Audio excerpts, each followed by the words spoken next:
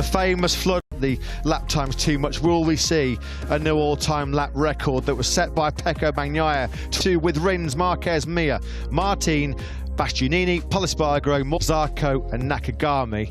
But it all comes down now to time attack mode. Good man down for too long though, Fabio Quartararo, the 22-year-old from Nice, qualifying. Really serious, ready to go to work.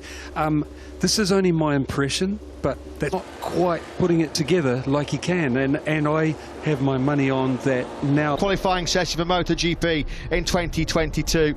It promises to be a nail-biter. You're going to get a good picture of what the race is going to be about, but this is his second season in MotoGP. All kinds of problems with the front end of that brand new Ducati GP. Blindingly fast, but he will only push the limit when he knows he's got the package to do it underneath him. Yes, I suppose you could say it's the more proven, established of the Ducatis that are out on the 100 horsepower MotoGP bike with these array of electronics is anything but easy. Vinales doesn't show something here. It's almost getting to the point where we're going to have to name riders that we don't think could come through, and we actually think they could all be so good with your race pace and FP4, Simon, but then giving yourself make 7 seconds on that first lap alone. Yep, first time through the infield when all the bikes spread out. Now have to dig deep to make it work on that Yamaha here this weekend with such a horsepower deficit from 14th place. We were watching the Honda first time ever under a proper official time attack. It was crazy the amount of crashes from Honda, and looks like they've sorted it. You wouldn't have wanted to have been paying your partner leads Binder. El Diablo, you can see how hard he's working. He's squeezing every motorcycle to be on board with down the start finish straight. Has he improved? No, not quite. Winter testing, but after Sepang, he didn't seem very happy at all. The KTMs were struck up that wheel spin. KTM always said the KTM was a rocket ship last year. If they can find that rear traction, I mean, and really, it's kind of like makes sense. Times they were getting lost in a bit of a circle, a vicious circle, a downward spiral. They were kind of hitting, working a treat, their new strategy of perhaps not tinkering so much with. You were saying about these machines on screen, I think you put it really well in that they're new direction. And it's almost like, of course, it's a temptation for the engineers when they see that the lap time things at it, he'll never really get to trust it. We should say we're starting to, it feels like, not being critical of people that were at KTM before because they've had a race-winning motorcycle. His boys are leaving no stone unturned. They are going to throw everything at it to try, and he's a bit of a circuit specialist here in Qatar, particularly on the Yamaha. Were we thinking it'd be a bit closer? Binder at turn 1, and it looks like it might be a big one as well. Thankfully, he's quickly on his feet, importantly. So just to finish about Maverick, I know, I've seen it with my own eyes, he's figured out the fast turn. Times last year, something very special, and he's doing it again here today, and likewise his compact was fast coming through turn 14 as well, Simon. The last of those sweeping fast right kicked up. Surely Johan Zarco is booking himself a place.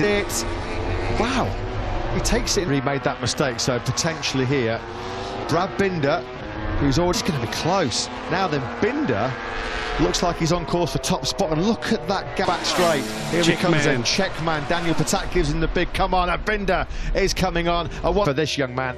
You know what? Firstly, Binder, awesome effort. Experience in MotoGP behind him. Nakagami, Alex Marquez, Maverick Vinales, Andrea Davidson. Be competitive tomorrow. Yeah, I know we had a very strong FP4. Lost to what was going to be a Q2 lap time. Contrasting fortunes indeed for the champion, Johan Zarco. He'll be frustrated. He's got work to do now from 13th under the night lights of the Losail International Circuit. Don't go anywhere. A thrilling Q2 the GP World Championship in 2022. What a day of drama we've already had. Anything like what we've seen so far already here in Qatar. Alex Rins, Mark Markey skyline of downtown Doha. Of course, a massive sporting year for this part of T19. Second he was in practice. He looked like he had great race pace in FP. Spectacular, enthralling Q2 session. Let's quickly pop back down to Jack in pit lane. I don't think that is the case. What is a realistic goal then? Wow. Expectations coming into the new season for Aprilia.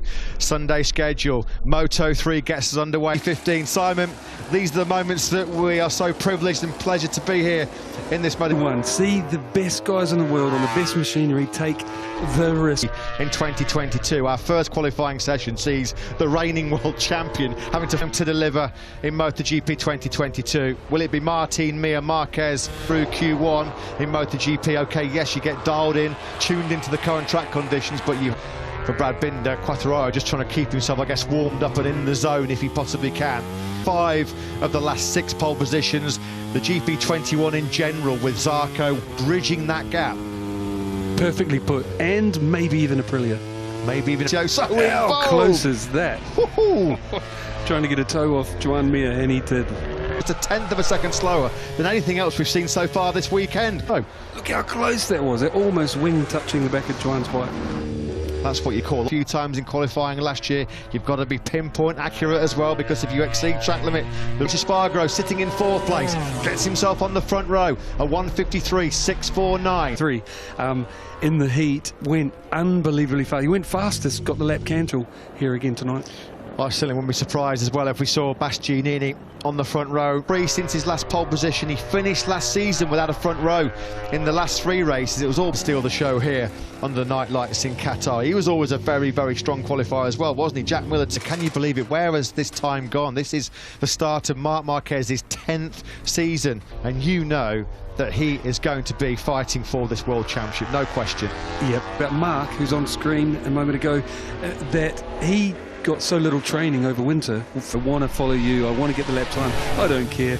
I mean, he pushes it to the limit. He's pushed it past your direction there. Pecco's pushing.